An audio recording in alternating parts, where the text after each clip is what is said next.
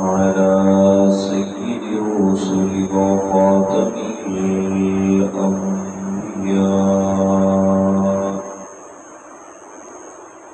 وعلى آله وأصحابه الأتقياء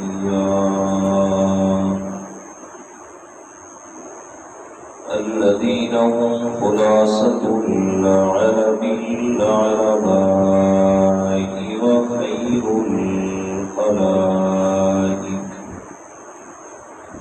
وخير الخلائق بعد الأنبياء.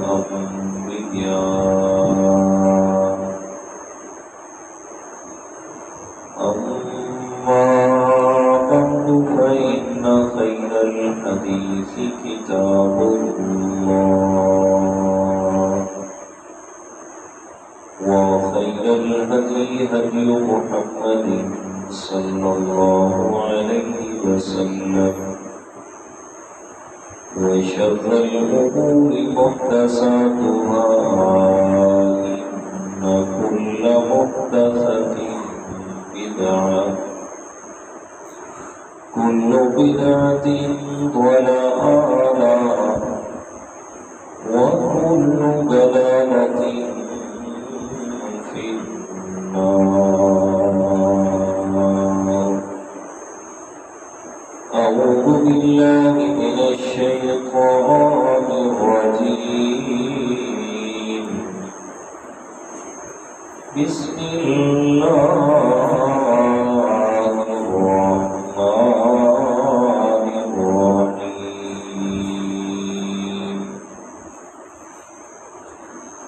قل إن كنتم تحبون الله فاتبعوني يحببكم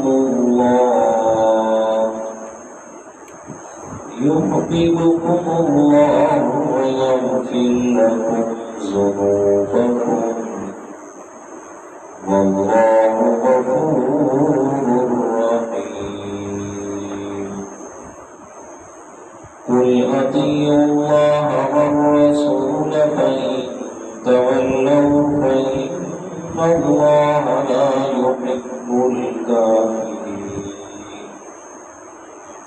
إن الله اصطفى آدم ونوحا وآل إبراهيم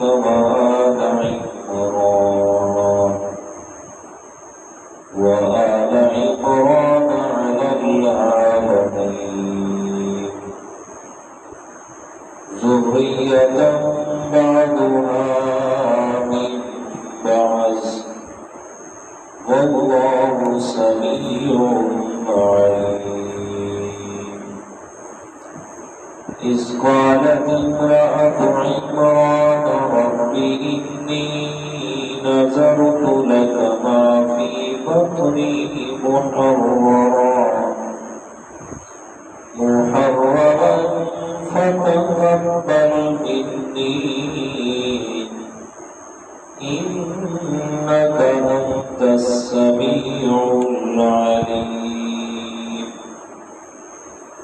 فلما وضعتها قالت رب إني وعدتها أنثى والله أعلم بما وضعت وليس الذكر كالأنثى وإني سميتها مريم وإني أعيذها بك وذريتها من الشيطان الرجيم. فتقبلها ربها بقبول حسن وأنبتها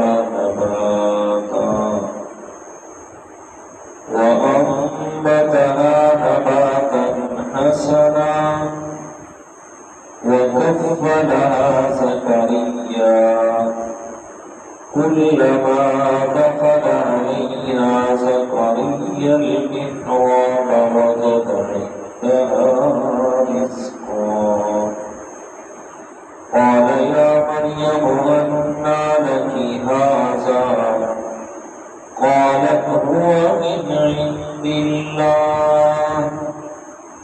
إن الله يرزق من يشاء بغير حساب صدق الله العظيم اللهم صل على محمد وعلى آل محمد كما صليت على إبراهيم وعلى آل إبراهيم إنك حميد مجيد اللهم بارك على محمد وعلى آل محمد كما باركت على إبراهيم وعلى آل إبراهيم إنك حميد مجيد سبحانك لا علم لنا إلا أنت إنك أنت العليم الحكيم اللهم مقلب القلوب ثبت قلبي على دينك اللهم منور القلوب نور قلوبنا بالقرآن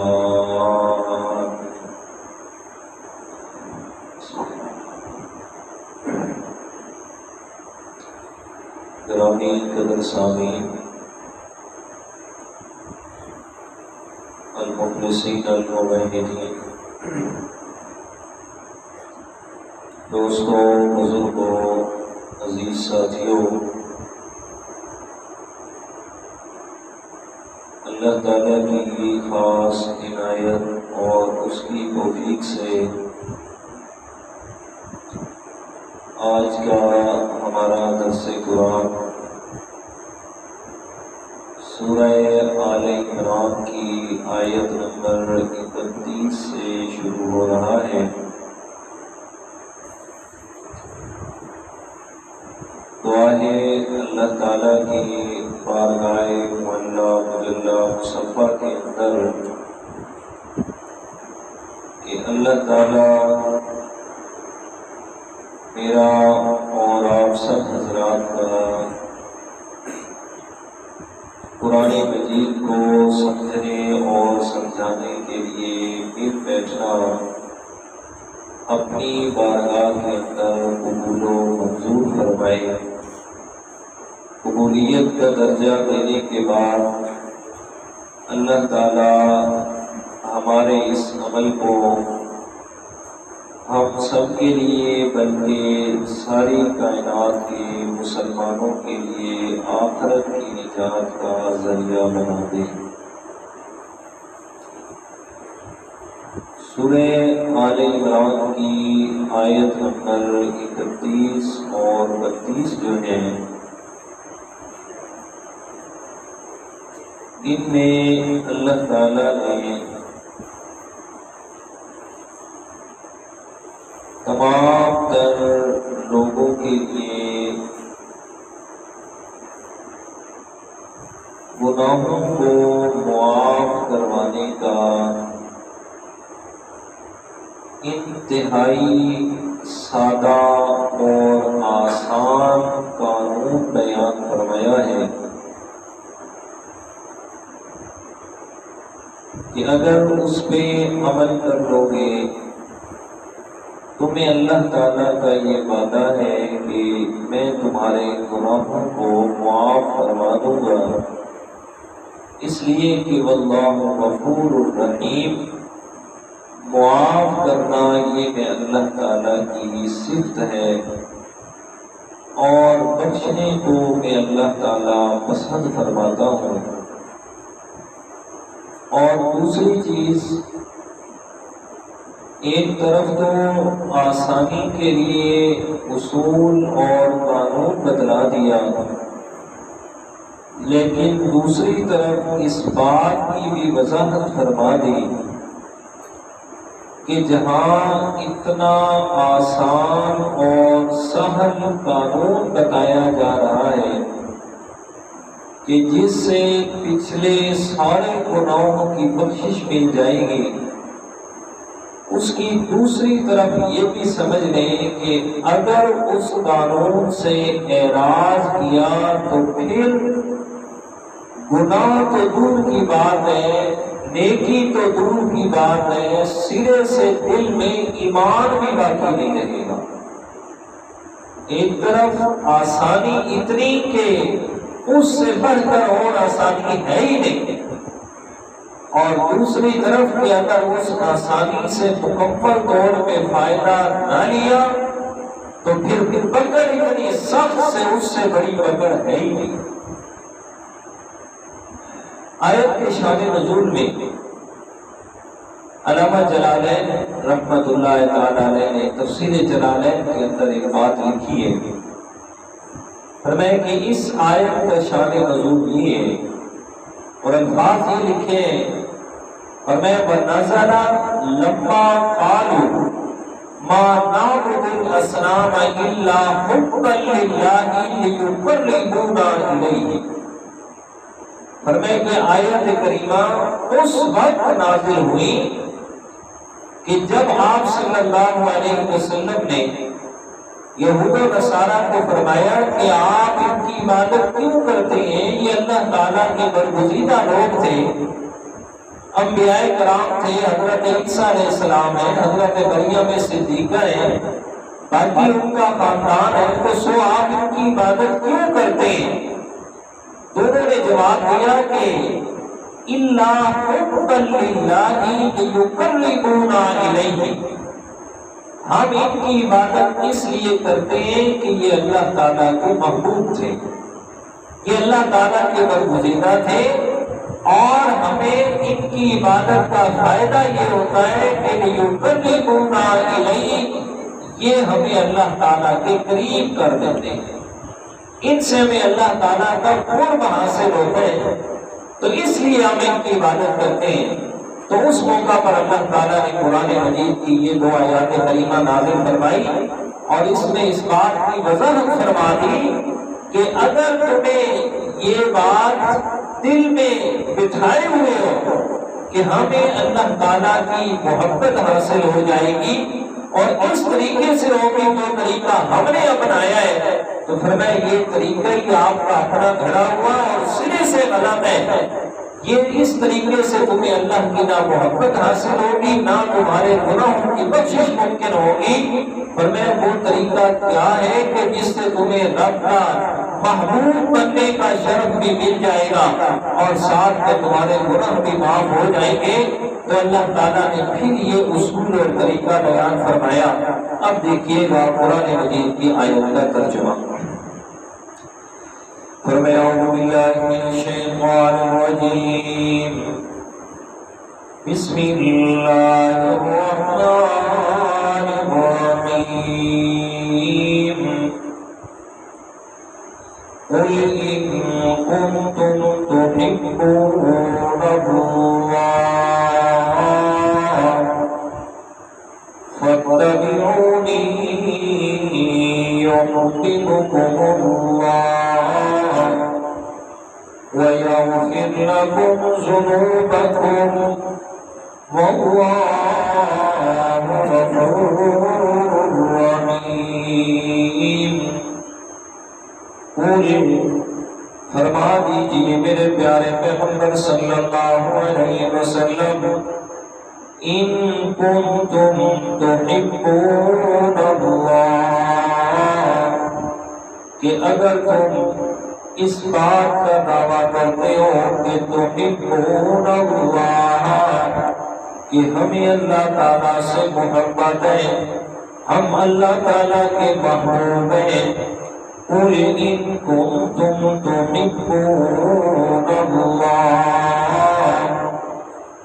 تفسیر کا ایک اصول بھی ذہن میں رکھ لیجئے، قرآن مجید کی جتنی بھی آیات ہیں کہ جن کا شروع لفظ قل سے ہوتا ہے، وہ آیت نہ تلاوت کے لحاظ سے اور نہ احکامات کے لحاظ سے کبھی بھی منسوخ نہیں ہوتی۔ قرآن مجید تفسیر کا ایک ہے ٹاپک ہے ناسخ اور منسوخ، اس حوالے سے عرض کرنے لگا ہوں۔ اگلی بات سمجھیں گے تو پتہ چلے گا یہ بات میں نے کیوں کی ہے۔ فرمایا آیت کریمہ کے شروع میں لفظ قل آ جائے، اس آیت کریمہ کا نہ تلاوت کبھی منسوخ ہوتی ہے اور نہ اس کا حکم کبھی ختم اور منسوخ ہوتا ہے۔ تو اللہ تعالیٰ نے لفظ قل سے شروع فرما کے کائنات والوں کو یہ سبق دے دیا۔ یہ جو میں آپ کو قانون بتا رہا ہوں، یہ جو میں اللہ تعالیٰ کو اصول بتا رہا ہوں، اس قانون اور اصول نے قیامت تک چلنا ہے۔ قیامت تک آنے والا آخری انسان اگر وہ بھی چاہتا ہے کہ میں اللہ تعالیٰ کا محبوب بن جاؤں، میرے گناہ معاف ہو جائے، میرے لیے اگلی زندگی آسان ہو جائے، تو اس کے لیے بھی اسی قانون پہ عمل کرنا لازم ہوگا۔ تو فرمایا ان کنتم تحبون اللہ، اگر تم چاہتے ہو اس بات کے مدعی ہو کہ ہم اللہ تعالیٰ سے محبت کرتے ہیں، تو پھر اصول یہ ہے فاتبعونی، تو تمہیں لازمی ہے کہ میں پیغمبر صلی اللہ علیہ وسلم کی اتباع میں آ جاؤں۔ یحببکم اللہ، تو فائدہ یہ ہوگا کہ اللہ تعالیٰ تمہیں محبوب بنا لے گا، وَيَغْفِرْ لَكُمْ ذُنُوبَكُمْ، اور تمہارے گناہوں کو معاف فرما دے گا۔ فرمایا قانون اور اصول یہ ہے کہ اگر تم اپنے گناہوں کی معافی چاہتے ہو، اللہ تعالیٰ کے ہاں اپنا نام اللہ تعالیٰ کے پسندیدہ لوگوں میں لکھوانا چاہتے ہو، تو پھر فاتبعونی، زندگی کے ہر قدم پہ، زندگی کے ہر معاملے میں میں پیغمبر کی سنت کو آگے رکھنا ہوگا، تو پھر ہی تمہیں جا کے رب کی محبوبیت کا درجہ ملے گا اور اللہ تعالیٰ تمہارے گناہوں کو بھی معاف فرما دے گا۔ حدیث رسول اللہ صلی اللہ علیہ وسلم ہے، میرے پیارے پیغمبر نے فرمایا لا یؤمن احدکم حتی یکون ہواہ تبعی ما جئت بہ، او کما قال علیہ الصلوۃ والسلام۔ فرمایا تم میں سے کوئی شخص اس وقت تک مومن ہو ہی نہیں سکتا جب تک کہ اپنی زندگی کے سارے اعمال، اپنی زندگی کی ساری خواہشات میں پیغمبر کی سنت کے پیچھے نہ لگا دے۔ ہر عمل میں میں پیغمبر کی سنت ہو، ہر کام میں میں پیغمبر کا عمل آگے ہو۔ پر میں اگر یہ نہیں ہوگا تو پھر اللہ تعالیٰ نے تمہارے اعمال کی ضائع کر دیں گے، گناہوں کو بھی معاف نہیں کرنا، اور پھر اللہ تعالیٰ کی محبوبیت کا درجہ بھی کبھی حاصل نہیں ہونا۔ تو یغفر لکم ذنوبکم، پر میں اللہ تعالیٰ تمہارے گناہوں کو معاف فرما دے گا، واللہ غفور رحیم، اس لیے کہ اللہ تعالیٰ بخشنے والا اور رحم فرمانے والا ہے۔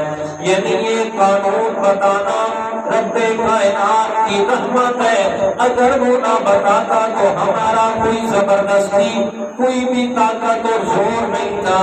فرمایا یہ اس کی رحمت کا اثر اور نتیجہ ہے کہ اس نے تمہیں بتا دیا کہ اگر چاہتے ہو میں اللہ تعالیٰ کی محبوبیت کا درجہ لینا، گناہوں کی بخشش تو صرف ایک ہی راستہ ہے، اور وہ ہے فاتبعونی، میرے پیارے پیغمبر کی اتباع میں آ جاؤ، میرے پیارے پیغمبر کی سنت کو اپنی زندگی میں جگا دو۔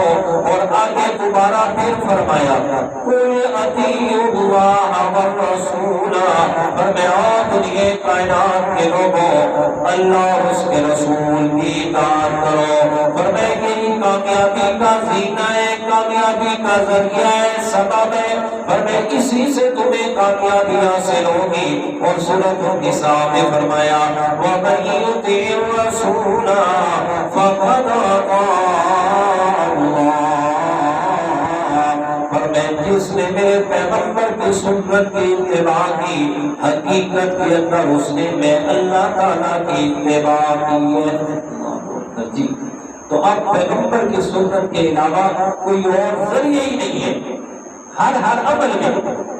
حدیث رسول اللہ صلی اللہ علیہ وسلم میرے پیارے پیغمبر نے فرمایا تم میں سے جو کوئی بھی یہ چاہتا ہے کہ اللہ تعالیٰ کے ہاں اس کے چھوٹے سے چھوٹے عمل کو بھی مقبولیت کا درجہ مل جائے، چھوٹے سے چھوٹا عمل بھی اللہ تعالیٰ کے ہاں محبوب ہو جائے، اور دوسرا جو کوئی یہ چاہتا ہے کہ میں کوئی بھی مجھ سے لغزش ہو جائے، گناہ ہو جائے تو میرا وہ گناہ معاف کر دیا جائے، تو فرمایا اسے چاہیے کہ زندگی کے ہر عمل میں میں پیغمبر کی سنت کے پیچھے چل پڑے، فرمایا اس کی دونوں خواہشیں پوری ہو جائیں گی، فرمایا گناہ بھی معاف ہوں گے، اللہ تعالیٰ کی محبوبیت کا درجہ بھی ملے گا۔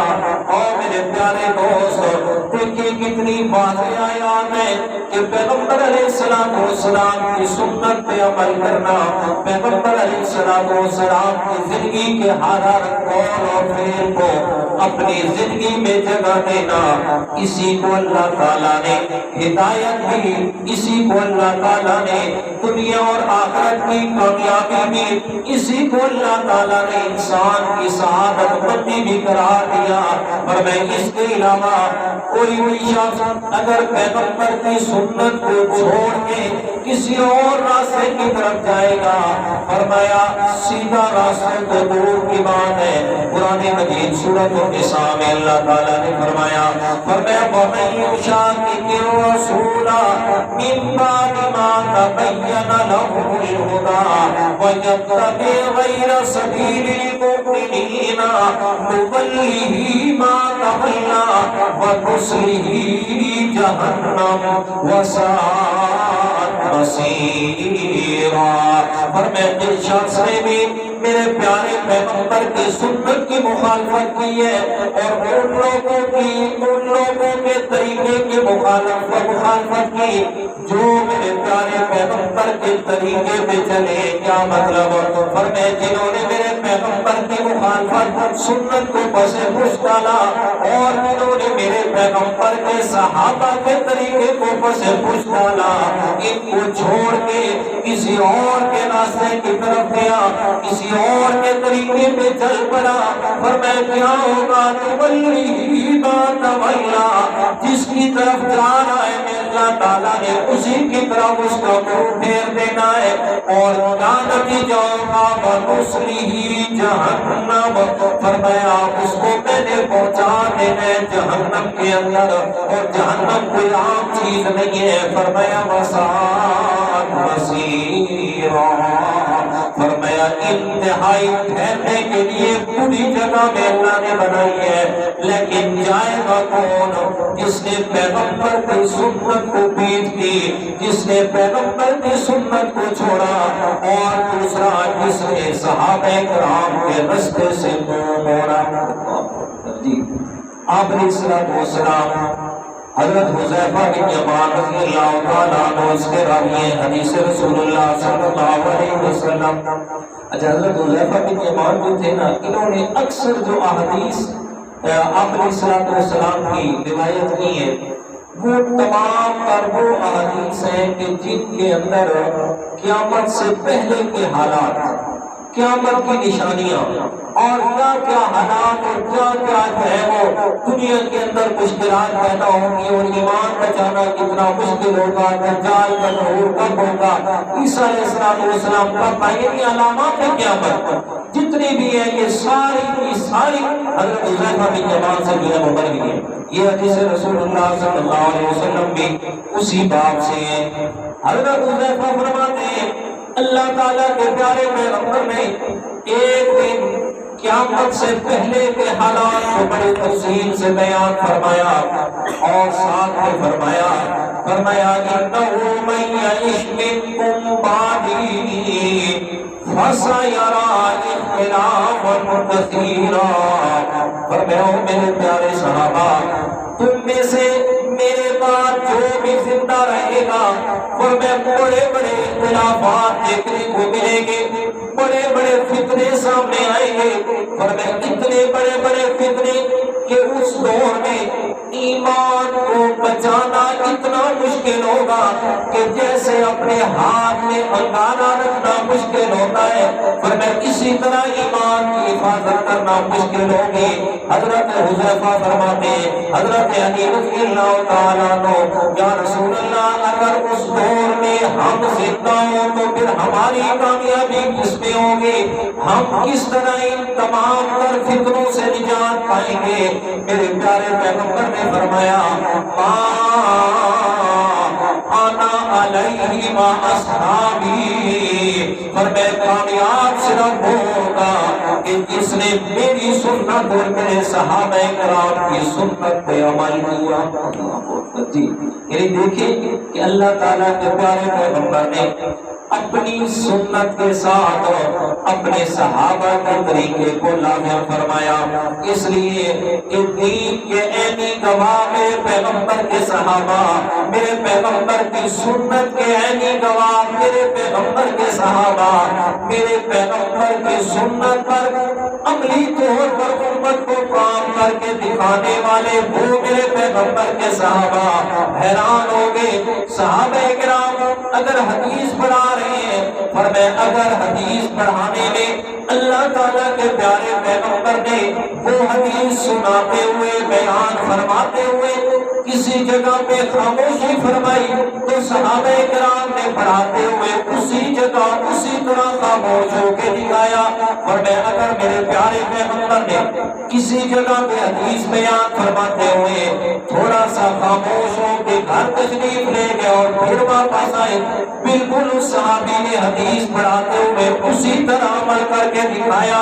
فرمایا اس جگہ میں آ کے سبق لوگ کے خود اندر چلے گئے، پھر واپس آئے اور آ کے اپنے شاگردوں کو بتایا یہ میں نے اس لیے کیا تھا کہ یہ اللہ کے پیارے پیغمبر کا عمل میں نے اپنی آنکھوں سے دیکھا کہ پیغمبر حدیث بیان فرماتے ہوئے یہ کام کیا، لہذا ہم نے بھی اسی طرح کام کر کے دکھایا۔ اور میرے پیارے یہ صحابہ کرام کا احسان ہے، یہ میرے پیارے پیغمبر کے صحابہ کا اس امت پہ احسان ہے، اور ایسا احسان ہے کہ قیامت تک یہ ساری امت مل کے بھی اس کا بدلہ نہیں دے سکتی کہ صحابہ کرام سارے کے سارے تو عرب کے رہنے والے تھے، کچھ بعد میں آنے والے دوسری جگہ سے آئے، لیکن جب وہ بھی صحابی بنے تو میرے پیارے پیغمبر کے قدموں میں ہی رہ گئے۔ کوئی فارس سے آیا، کوئی روم سے آیا، کوئی حبشہ سے آیا، کوئی کہاں سے آیا، کوئی بھی واپس نہیں ہے،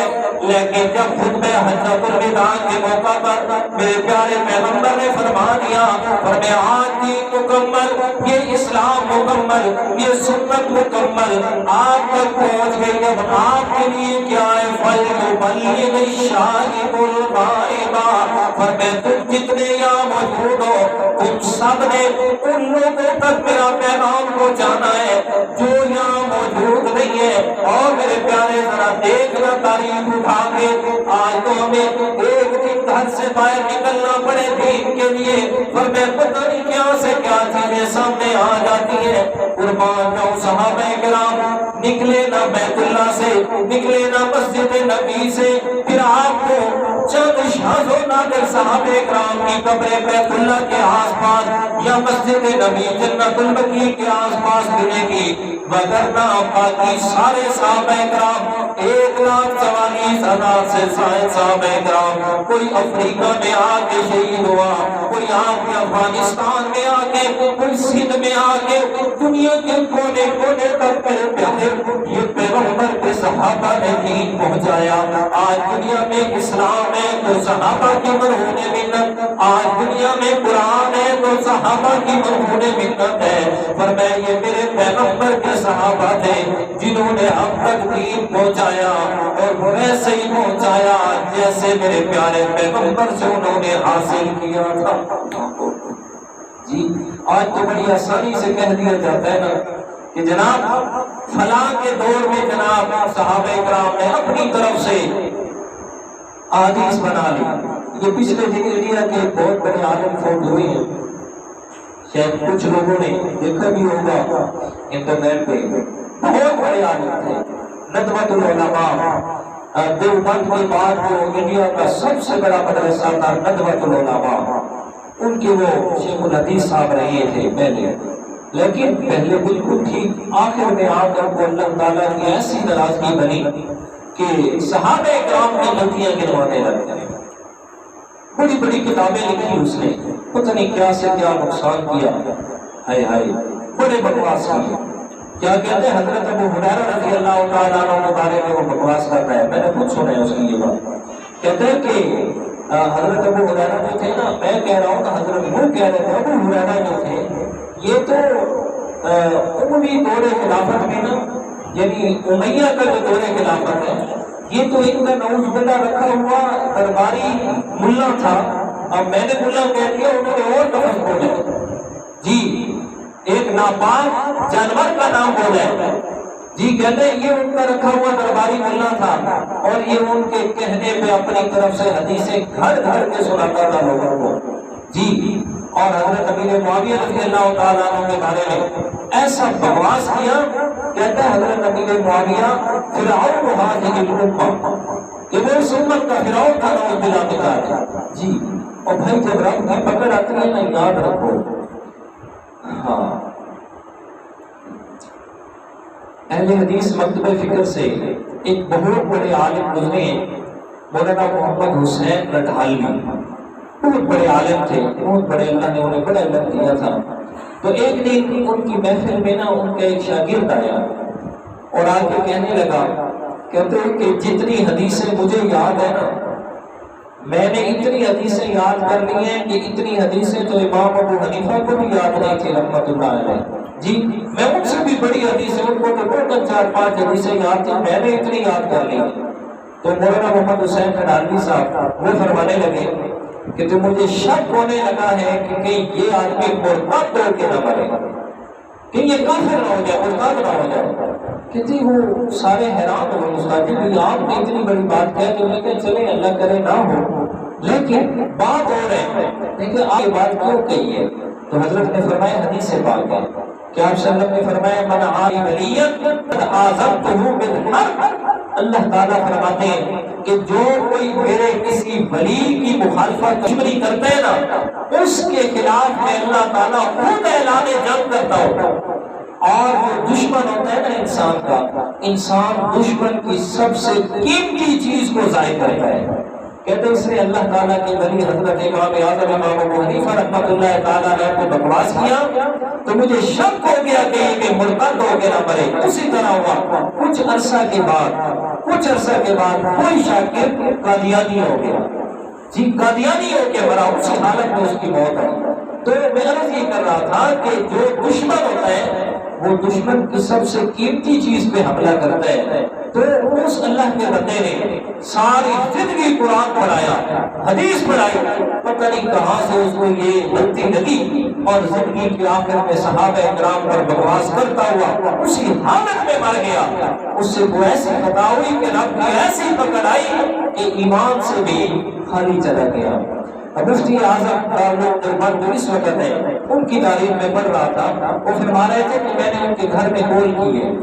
میں نے کہا پوچھے تو صحیح کہ ہو سکتا ہے آخر میں اس نے توبہ کر لی تو اس کے لیے استغفار کو کریں. کہتے میں نے ان کے گھر میں کال کی، ان کا جو ساتھ میں رہنے والا ایک مطلب تھا خادم، تو اس نے کہا جی آپ تو کہتے ہیں کہ توبہ کر کے بناؤ، میں آپ کو بتا نہیں سکتا کہ اس کی جو عبرت ناک ہوتی ہے، توبہ حضور کی بات ہے، وہ تو عبرت بن کے گیا ہے دنیا سے.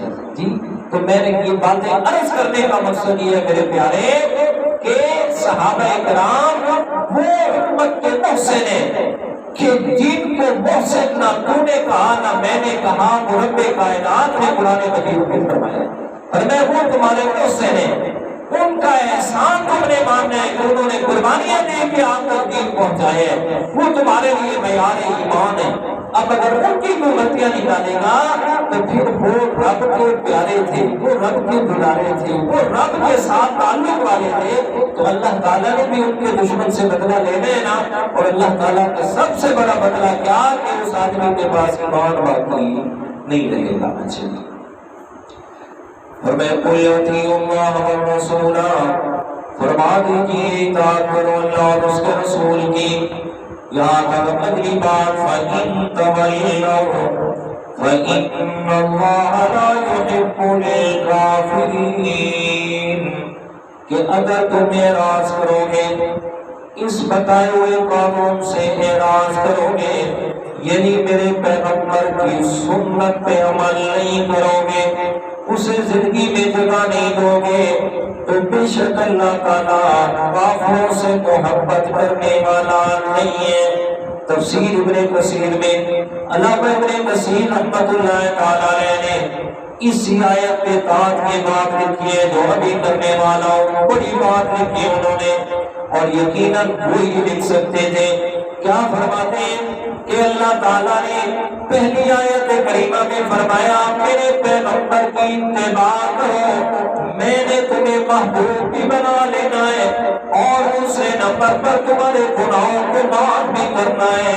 اور دوسری آیت میں فرمایا فَإِن تَوَلَّوْا، اگر تم اس بات سے پھر گئے، تم نے اعراض کر لیا، تو فَإِنَّ اللَّهَ لَا يُحِبُّ الْكَافِرِينَ، اللہ تعالیٰ کافروں سے محبت نہیں فرماتا۔ کیا مطلب؟ فرمایا اگر سنت پہ عمل کرو گے تو ایمان باقی رہے گا، اگر سنت پہ عمل نہیں کر رہے اور سنت کو زندگی میں جگہ نہیں دے رہے تو پھر ایمان باقی نہیں رہتا۔ جی اب تو آسانی سے کہہ دیتے ہیں نا، اور یار کیوں کرو گزارا نہیں چاہیے، جی آسانی سے یہ لفظ کہہ دیتے ہیں نا کہ کراچی برادری ناراض تھی، کہ کراچی فلانا ناراض تھی تو فلانا ناراض تھی، لیکن علامہ ابن کثیر ہے مولانا نے دو لفظ لکھ دیے، دو لفظ لکھ دیے۔ جی اگر کسی کو بات سمجھ نہ آ رہی ہو تو وہ جائے ابن کثیر تفسیر اٹھائے، اگر تفسیر نہیں ہے تو وہ گوگل سے ڈاؤن لوڈ کر لیا، اور ڈاؤن لوڈ کر کے کسی آیت کریمہ کی جا کر جو ہے نا وہ تفسیر دیکھے، اس میں بات اس کو سمجھ آ جائے گی۔ اور علامہ ابن کثیر نے اس بات کے بعد حدیث بھی نقل کی ہے، صحیح حدیث وہ بھی لکھی ہے ہمارے ساتھ۔ اچھا جی فَإِنَّ اللَّهَ لَا يُحِبُّ الْكَافِرِينَ، بے شک اللہ تعالیٰ کافروں سے محبت نہیں کرتا۔ إِنَّ اللَّهَ اصْطَفَىٰ آدَمَ وَنُوحًا وَآلَ إِبْرَاهِيمَ وَآلَ عِمْرَانَ عَلَى الْعَالَمِينَ۔ یہاں یہود و نصارہ کا ایک شبہ تھا، اس غلطی میں مبتلا تھے کہ اللہ تعالیٰ نے انبیاء کرام کو باقی مخلوقات میں سے منتخب فرما لیا ہے۔ جب منتخب فرما لیا تو پھر انہیں اپنی خدائی کے اندر، اپنی صفات کے اندر شریک بھی بنا دیا ہے۔ کیا مطلب؟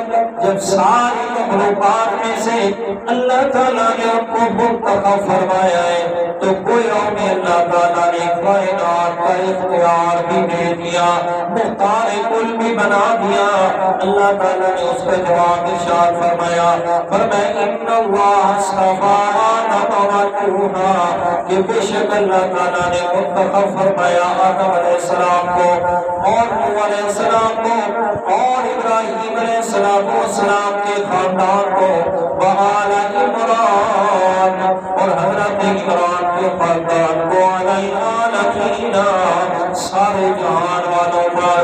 فرمایا کائنات کو شروع فرمایا تو سب سے پہلے حضرت آدم علیہ السلام کو ساری کائنات میں سے منتخب فرما کے انہیں دنیا میں بھیجا، انہیں سے اللہ تعالیٰ نے آگے انسان کی نسل چلائی ہے۔ وَنُوحًا، اور جس وقت دنیا میں شرک ہونے لگا تو اللہ تعالیٰ نے حضرت نوح علیہ السلام کو پہلا صاحب شریعت پیغمبر بنا کر دنیا میں مبعوث فرما دیا۔ وآل ابراہیم، اور ان کے بعد اللہ تعالیٰ نے حضرت ابراہیم علیہ السلام کے خاندان کو محبت سے نوازا کہ حضرت ابراہیم کے بعد جتنے بھی پیغمبر آئے وہ سارے کے سارے انہی کی نسل میں منتخب ہوئے. وآل عمران، اور آل عمران بھی ابراہیم علیہ السلام کی نسل میں سے ہیں. آگے فرمائے ذریۃ بعضها من بعض، فرمائے یہ سارے انبیاء کرام ایک دوسرے کی اولاد میں سے ہیں. فرمائے ابراہیم آدم علیہ السلام کی اولاد میں سے سارے پیغمبر، پھر نوح علیہ السلام کی اولاد میں سے ان کے بعد والے پیغمبر، پھر ابراہیم علیہ السلام کی اولاد میں سے جناب رسول اللہ صلی اللہ علیہ وسلم تک سارے پیغمبر آئے. فرمائے یہ ایک دوسرے کی اولاد میں سے بعد، فرمائے جو خود دوسرے کی اولاد میں سے ہو، بنا جو خود پیدا ہونے میں دوسرا کو دوسرے کا محتاج ہو. اور دنیا والوں جو محتاج ہوتا ہے وہ مختار کل کبھی نہیں بن سکتا. فرمائے کائنات کا نظام چلا نہیں سکتا. فرمائے وہ کائنات کا محتار ہے، وہ کائنات کا نظام چلانے والا ہے جسے کسی کی بھی محتاجی نہیں ہے، اور وہ رب کائنات ہے. واللہ سمیع علیم، اور اللہ تعالیٰ سننے والا جاننے والا ہے. فرمایا یہ تو مختصر ذکر کیا نا کہ سارے کے سارے انبیاء کرام ان میں سے کوئی بھی دنیا کائنات میں مختار کل میں اللہ نے بنا کے نہیں بھیجا. اب آگے اللہ تعالیٰ نے خاص کر کے ذکر فرمایا وہ جو نجران کے عیسائیوں کا وفد آیا تھا، جس کے جواب میں سورہ آل عمران کی متعدد آیات نازل ہوئی. چونکہ وہ حضرت عیسیٰ علیہ السلام اور حضرت مریم صدیقہ کی عبادت کرتے تھے، اب اللہ تعالیٰ نے ان کا تفصیلی ذکر شروع فرمایا. فرمایا تم ان کی عبادت کرتے ہو، آؤ میں اللہ تعالیٰ تمہیں ان کی حقیقت بتاؤں کہ حقیقت حال میں وہ خود میں اللہ تعالیٰ کی مخلوق ہے، خود میں اللہ تعالیٰ کے محتاج ہے. جو خود محتاج ہو وہ کسی دوسرے کا حاجت روا نہیں بن سکتا. بھلا جو خود کسی اور کی عبادت کرنے والا ہو وہ خود دوسروں کی عبادت کے لائق نہیں ہو سکتا. اب دیکھیے گا فَمَنْ قَالَتِ امْرَأَتُ عِمْرَانَ رَبِّ إِنِّي نَذَرْتُ لَكَ مَا فِي بَطْنِي مُحَرَّرًا فَتَقَبَّلْ مِنِّي إِنَّكَ أَنْتَ السَّمِيعُ الْعَلِيمُ. حضرت عمران حضرت مریم صدیقہ کے والد محترم ہیں. فرمائے ان کی زوج محترمہ حضرت حسنہ فرمائے عرصے دراز گزر گیا لیکن اولاد نہیں ہوئی. فرمائے ایک دن کیا دیکھتی ہیں، ایک دن آئے چھوٹے چھوٹے اس کے معصوم بچے ہیں، ان کی جھوٹ میں وہ کھانا دے رہی ہے، کھلا رہی ہے، اور آگے سے وہ جناب چڑیا کے بچے کھولتے ہیں وہ اس میں ڈال دیتی ہے دانا. فرمائے یہ منظر دیکھا اپنے رب سے دعا فرمائی مولا کوئی بے زبان مخلوقوں کو اولاد دینے والا ہے. فرمائے میں عمران کی بیوی بھی تجھ سے مانگتی ہوں، مولا مجھے بھی تو اولاد عطا فرما دے. فرمائے اللہ تعالیٰ کا کرنا اسی رات میں حمل ٹھہر گیا. جیسے ہی پتہ چلے حضرت عمران کی بیوی کو کہ میں امید سے ہوں، اب کیا کہتی ہے؟ فرمایا رب انی نذرت لک ما فی بطنی محررا. مولا میرے پیٹ میں جو کچھ بھی ہے، چاہے بچے چاہے بچی ہے، فرمایا نذرت لک میں نظر مانتی ہوں تیرے نام کی محررا کہ میں نے اسے تیرے نام کے بیت المقدس کی خدمت کے لیے آزاد کر دینا ہے. جی اب ان کے ذہن میں تھا کہ اللہ تعالیٰ مجھے کیا دے گا؟ بیٹا دے گا. اللہ تعالیٰ مجھے بیٹا عطا کرے گا جو بیت المقدس کی خدمت کرے گا.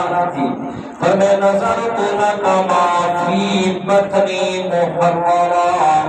حضرت مریم صدیقہ کی والدہ محترمہ ہیں، اور دوستو عقیدہ اپنا درست کر لو اور اپنا عقیدہ قرآن و سنت کے مطابق بنا لو.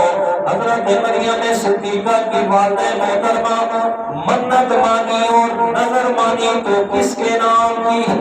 نظرت لکا، فرمایا مولا میں تیرے نام کی نظر مانتی ہوں، مولا میں تیرے نام کی منت مانتی ہوں کہ تو نے مجھے جو کچھ بھی عطا کیا معافی بطنی محررہ، فرمایا چاہے پیٹ میں جو کچھ بھی ہے، جو بھی عطا کیا میں نے اسے تیرے نام پہ آزاد کر دینے، کیا مطلب بیت المقدس کی خدمت کے لیے وہ وقف ہو جائے گا۔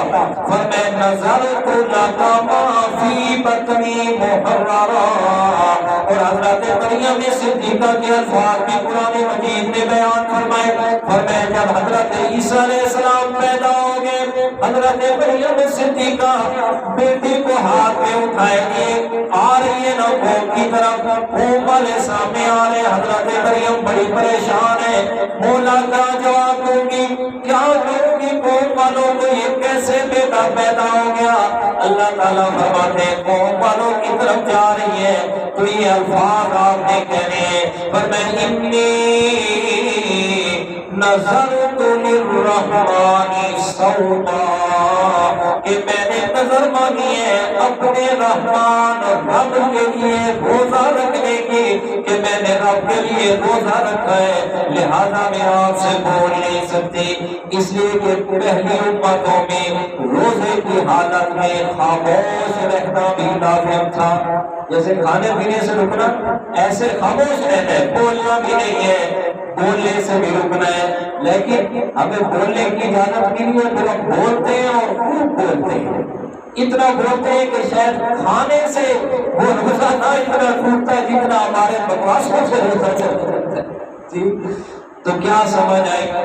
حضرت مریم صدیقہ کی والدہ بھی، حضرت مریم صدیقہ بھی، اور میرے پیارے یہ بولتے ہیں کہ جن کو اللہ تعالیٰ نے اپنے قرآن میں اپنی ولیہ کہا ہے کہ یہ میری ولیہ ہے، انہیں میں اللہ تعالیٰ نے ولایت کا منصب عطا فرمایا، فرمایا دیکھو ان کا یہ عمل ہے کہ یہ بھی نظر مان رہی ہے تو اپنے رب کے نام کی۔ جناب رسول اللہ صلی اللہ علیہ وسلم نے ساری زندگی یہی سبق دیا، کوئی بھی بات آئی تو منت نظر نیاز حکم دیا کس کے نام کی؟ اپنے رب کے نام کی۔ جناب حضرت علی رضی اللہ تعالیٰ عنہ اور حضرت فاطمہ رضی اللہ تعالیٰ عنہ دونوں شہزادے بیمار ہو گئے، جناب حسنین کریمین رضی اللہ تعالیٰ عنہ منت مان رہے، کہتے مولا اگر ہمارے بیٹے ٹھیک ہو گئے ہم منت مانتے ہم تیرے نام کے 3 روزے رکھیں گے۔ تو انہوں نے بھی منت مانی تو کس کے نام کی؟ اللہ تعالیٰ کے نام کی۔ اور میرے پیارے نام لینا آسان ہے، ان کی زندگی ان کے اسوے حسنہ کے مطابق اپنی زندگی گزارنا مشکل ہے جی، اس لیے کہ نام لینا اور نعرے لگانا اور اپنے آپ کو سیدھا گولی کرنا وہ تو آسان ہے، وہ تو ایک 2 دن ہوتا ہے، اور ان کے اسوے حسنہ پہ تو پھر ساری زندگی چل رہے ہیں تو وہ تو ہم سے ہوتا نہیں ہے جی۔ اس لیے جو آسان کام ہے ہم نے وہ کرنا ہے جی۔ کیا کہتے ہیں؟ میٹھا میٹھا ہاتھ گوڑا گوڑا جی، جو میٹھا میٹھا ہاتھ دعائیں تو جناب سب دی، اور جب عمل کی بات آئے تو پھر نہیں، تو پھر پیچھے تو میرا بھائی عمل کے بغیر کچھ بھی بننے والا نہیں ہے۔ علامہ اقبال کا بیچارہ یہ چیرتا دنیا سے چل گیا، عمل سے زندگی بنتی ہے جنت بھی جہنم بھی، یہ خاکی اپنی فطرت میں نہ نوری ہے نہ ناری ہے، نہ جنتی ہے نہ جہنمی ہے۔ ایمان کے بعد عمل سے ہی سب کچھ بنے گا، اگر عمل نہیں تو پھر کچھ بھی نہیں۔ اللہ اکبر اللہ اکبر۔ اگر صرف ان چیزوں سے کام چلتا ہوتا تو پھر صحابہ کرام کو قربانیاں دینے کی ضرورت نہ پڑتی جی۔ بس ہاتھ نام آیا، انگوٹھے کھول لیے اور بس ساری چیزیں ختم، محبت کا حق ادا ہو گیا جی۔ حق ادا نہیں ہوا، صرف دکھلاوا ہوا، دکھلاوے کا حق ادا ہو گیا، اتنی بات ضرور ہے جی۔ ہاں تو فرمائے انی نظرت لکم ما فی بطنی محررا، یہ اکثر میں کہتا بھی رہتا ہوں یہ الفاظ نا کہ اکثر مانگنے والے آتے ہیں تو مانگنے والے پھر رہے ہوتے ہیں، تو یہ مانگ رہے ہوتے ہیں، ان کا عجیب ہی انداز ہوتا ہے، نظر اللہ نیاز حسین جی۔ اب اگر کسی نے اس کو 1 روپیہ بھی دے دیا نا، 1 روپیہ بھی دے دیا تو اب کیا ہوا جناب، وہ ملنگ صاحب آپ کے پیسے بھی لے کے آپ کا ایمان بھی لے گئے، کچھ نہ باقی چھوڑ کے گیا تیرے پاس۔ اس لیے کہ بھائی نظر، نیاز، عبادت یہ سارے ایک ہی لفظ ہیں اور ایک ہی معنی ہے ان کا۔ نظر کا معنی بھی عبادت، نیاز کا معنی بھی عبادت، عبادت کا معنی بھی عبادت، اور آپ کو پتہ ہے کہ عبادت کے بعد صرف کس کی ذات ہے؟ اللہ تعالیٰ کی۔ چاہے مالی عبادت ہے، چاہے زبانی عبادت ہے، چاہے جسمانی عبادت ہے، پر میں وہ صرف لائق ہے تو میرے رب کی ذات ہے۔ اگر کسی اور کے نام پہ ذرہ بھی دیا نا تو پھر تو ایمان سے خالی ہو گیا، پھر تیرا اور ایمان کا رشتہ ایسے نہیں بنے گا جیسے فرعون اور کلمے کی آپس میں نہیں بنتی تھی، پھر ختم۔ جی لوگ اس کو سمجھتے کچھ نہیں ہے نا، بس کیا ہے محرم آتا ہے۔ اس دفعہ بھی میں نے محرم پہ جمعے پہ یہ بات کہی تھی کہ جناب محرم آتا ہے تو پھر ہمارے سنی بچے سارا سال سن رہتے ہیں، جی بس سن رہتے ہیں، محرم میں ان کا ایمان جاگ جاتا ہے۔ سبھی نبی لامنی ہے جی، کیا کریں گے؟ محرم کے بعد کتنی سخت گرمی پڑی ہے آپ کے سامنے، یقین جانے اتنی سخت گرمی، آپ سب اور ہم گزار کے بیٹھے ہیں، مجال ہے کہ کسی جگہ ہوتے کوئی پانی الگ ہوتا ہو، جی جی مجال ہے کہ کسی جگہ بیٹھا ہو۔ اور میں ایک دفعہ کبھی پچھلے دن سفر میں گیا ہوں ایک طرف، اور مطلب گھر سے جو پانی لیا تھا وہ ختم ہو گیا، بوتل تھی ظاہر ہے گرمی ہے تو ختم ہو گئی، تو میں راستے میں ایک جگہ رکا، چھوٹا سا اس کا ڈھابا سا بنا ہوا تھا، میں نے کہا چلو بوتل میں پانی ڈال لیتا ہوں، پی بھی لیتا ہوں۔ تو میں جب ایک گلاس پی کے بوتل میں ڈالنے لگا جا کے مولوی صاحب بوتل اتنی پاوڑا پڑا، وہ کہ یار پیسے گر جا، نہیں بھائی نہیں، بوتل اتنی پاوڑا، ٹھیک ہے جی۔ اس کو گزرتے ہوئے میں نے گاڑی میں بیٹھتے ہوئے یہ کہا، میں نے یار محرم اتنے بڑھیا سبیلا گھوڑ کے لے گئی ہے تھوڑی سبیلا۔ اللہ تعالیٰ ہدایت کرے، اس لیے ان باتوں کو سمجھو اور اپنا عقیدہ اور ایمان بچا کے رکھو۔ اگر ایمان نہیں بچا تو اچھے سے اچھا عمل بھی ہمارے منہ پہ معاف ہو جائے گا، کچھ بھی رب کے ہاں نہیں جائے گا، کچھ بھی رب کے ہاں نہیں جائے گا اگر عقیدہ درست نہیں، اگر عقیدہ شرک اور بدعات سے پاک نہیں ہے تو میرے پیارے پھر کچھ بھی کام نہیں آنے والا۔ اللہ اکبر۔ انی نذرت لک ما فی بطنی محررا، کہ بے شک میں نے نظر مانی ہے صرف تیرے نام کی، ما فی بطنی جو کچھ میرے پیٹ میں محررا و آزاد ہوگا تیرے نام پہ، فتقبلنی منی، مولا اسے میری طرف سے قبول فرما لے۔ پر میں اتنا بڑا عمل اولاد کو قربان کر رہی ہے، اولاد کا نذرانہ اپنے رب کے حضور پیش کر رہی ہے، پھر بھی تکبر نہیں ہے، غرور نہیں ہے، ساتھ میں دعا کرتے ہیں مولا فتقبل منی، اسے میری طرف سے قبول فرما لے، انکا انت السمیع العلیم، اس لیے کہ بے شک دعاؤں کو سننے والا صرف تو ہے، العلیم، اور میری نیت کو جاننے والا مولا صرف تو ہے کہ میں نے صرف دعا بھی تجھ سے کی ہے اور نظر بھی صرف تیرے نام کی مانی ہے مولا، اس لیے اسے میری طرف سے قبول فرما لے۔ وقت گزرتا ہوا فرمایا آ گیا وضع حمل کا وقت آ گیا، کیا ہوا؟ فلما وضعتها قالت رب انی وضعتها جیسے ہی بچہ سامنے آیا، فلما وضعتها وضع حمل ہوا مطلب جنم دیا اس نے، تو کیا دیکھتی ہے کہ وہ تو بیٹی پیدا ہو گئی ہے، بیٹی پیدا ہوئی کہتے ربی انی وضعتها انثی، میرا رب میں نے تو بچی کو جنم دے دیا، میرے ہاتھوں بیٹی پیدا ہو گئی، واللہ اعلم بما وضعت، مولا تو خوب جانتا ہے جو کچھ میرے ہاں پیدا ہوا ہے، ولیس الذکر کالانثی، اور یہ بھی جانتا ہے کہ بیٹا اور بیٹی آپس میں برابر نہیں ہے جی، کیونکہ ان کے دل کی بات ہے کہ میرے ہاں کیا پیدا ہوگا؟ بیٹا۔ یہ سامنے آ گئی، کہتے مولا جانتا ہے میں نے بیٹی کو پیدا کر دیا، اور جو منت میں نے مانی تھی وہ تو بیٹے کی نیت سے مانی تھی کہ بیٹا ہوگا، بیت المقدس کی خدمت کرے گا اور بیت المقدس کی آبادیاں ہوگی اور مجھے بیٹی ملے گی، میرا صدقہ جاریہ ہوگا۔ فرمایا وَلَيْسَ الذَّكَرُ كَالْأُنثىٰ، فرمایا یہ مذکر اور مؤنث آپس میں برابر نہیں ہے۔ کیا مطلب؟ میں نے بیٹا چاہا تھا لیکن تو نے مجھے بیٹی دی ہے۔ باہر کیا وَإِنِّي سَمَّيْتُهَا مَرْيَمَ، اور میں نے اس کا نام رکھا ہے مریم، اور مریم کا معنی ہے اللہ کی عبادت کرنے والی۔ اور میں لفظ مریم سے عیسائیوں کو اللہ تعالیٰ نے یہ ہاتھ دلائی ہے، اور میں نے نام بھی اپنی بندی کا وہ رکھوایا کہ جس کا معنی ہے عبادت کرنے والی، جو خود عبادت کرنے والی ہے، بھلا وہ تمہاری معبود کیسے بن گئی ہے، بھلا وہ تمہاری عبادات کے لائق کیسے ہوگی۔ وَإِنِّي سَمَّيْتُهَا مَرْيَمَ، میں نے اس کا نام مریم رکھا۔ وَإِنِّي أُعِيذُهَا بِكَ، اور مولا میں اس بچے کو تیری پناہ میں دیتی ہوں۔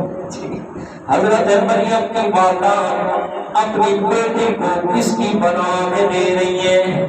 اللہ تعالیٰ کی پناہ میں قربان جاؤ۔ کیسے اللہ تعالیٰ نے آل عمران کے خاندان کے عقیدے کی جناب کس طریقے سے شفافیت کا تذکرہ فرمایا۔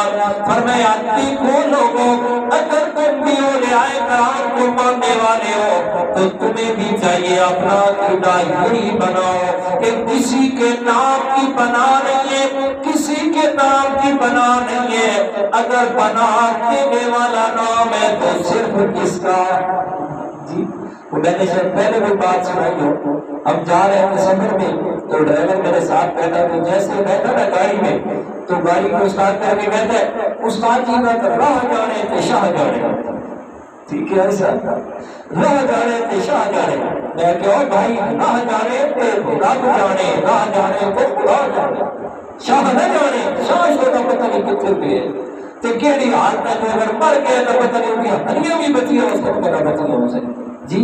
اس لیے میرا بھائی کسی کی پناہ نہ لو، پناہ لینی ہے تو صرف کس کی؟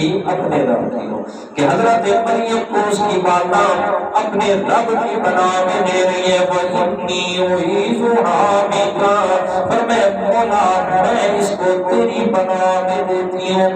آخری صورتوں میں بھی یہی فرمایا قُلْ أَعُوذُ بِرَبِّ الْفَلَقِ، قُلْ أَعُوذُ بِرَبِّ النَّاسِ، مَلِكِ النَّاسِ، إِلَٰهِ النَّاسِ، مِنْ شَرِّ الْوَسْوَاسِ الْخَنَّاسِ الَّذِي يُوَسْوِسُ فِي صُدُورِ النَّاسِ مِنَ الْجِنَّةِ وَالنَّاسِ۔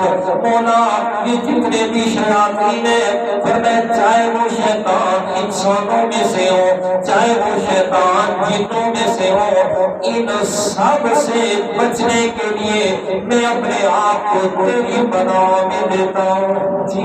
سبب بھی یہی دیا اور اپنے پیارے پیغمبر صلی اللہ علیہ وسلم کو سورۃ المومنون میں بھی سبق فرمایا۔ فرمایا بولیے اور میرے پیارے پیغمبر اپنی زبان سے ارشاد فرما دے، فرما دیجئے میرے پیارے پیغمبر اعوذ بربک، میں اپنے آپ کو اس رب کی پناہ میں دیتا ہوں من ہمزات الشیاطین، فرمایا شیطان مردود کے حملوں سے میں پیغمبر بھی اپنے آپ کو اپنے رب کی پناہ میں دے رہا ہوں۔ یہ اللہ تعالیٰ نے اپنے پیارے پیغمبر کو سبق سکھایا اور میں اعوذ بربک، میرے پیارے پیغمبر آپ بھی کہے نا یہ واضح ہو جائے کہ دنیا والوں میں پیغمبر جتنے بھی شان اور مرتبے والا کیوں نہیں ہو، اپنے آپ کو بچانے کے لیے میں بھی اپنے رب کی پناہ تلاش کرتا ہوں۔ اللہ اکبر۔ وَإِنِّي أُعِيذُهَا بِكَ، مولا میں اس بچی کو تیری پناہ میں دیتی ہوں، وَذُرِّيَّتَهَا مِنَ الشَّيْطَانِ الرَّجِيمِ، اور اس کی اولاد کو بھی شیطان مردود کے شر سے مولا میں تیری پناہ میں دے رہی ہوں۔ فَتَقَبَّلَهَا رَبُّهَا بِقَبُولٍ حَسَنٍ، قربان جو ان لوگوں کے اخلاص میں کہ اللہ تعالیٰ نے ان کے اخلاص کو کیسے آسان انداز میں بیان فرمایا۔ فَتَقَبَّلَهَا رَبُّهَا، پر میں ان کے رب نے ان کی نظر کو قبول کر لیا۔ بات تو اتنے تک بھی ہو جانی تھی کہ ان کے رب نے ان کی نظر منت کو قبول فرما لیا، پر میں بات تو سمجھ آ جاتی، لیکن آگے ان کے اخلاص کی اللہ تعالیٰ خود سے گواہی دے رہے ہیں۔ بِقَبُولٍ حَسَنٍ، پر میں اور دنیا والوں میں نے قبول کر لیا، اور قبول بھی کیسے کیا؟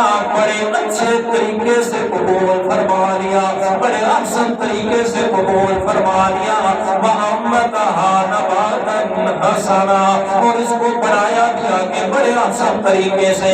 حضرت مریم صدیقہ فرمایا اب بڑی ہونے لگی ہے، ادھر سے حضرت عمران کا گھر غربت کے اندر آ گیا، اب اس بچی کی پرورش کون کرے؟ وَكَفَّلَهَا زَكَرِيَّا، آگے چل کے اگلے رکوع میں آ رہا ہے، اب کیا ہوا؟ کون کرے کفالت اس کی؟ ہر آدمی یہ مقام، یہ مرتبہ، یہ شان لینا چاہتا ہے، کہتے ہیں چلو ہمیں مقام مل جائے کہ ہم اس بچی کی پرورش کریں، ہم اس بچی کے جناب انتظام و انصرام کریں، اس کے کھانے پینے کا، رہائش کا۔ اب کون کرے کون کرے؟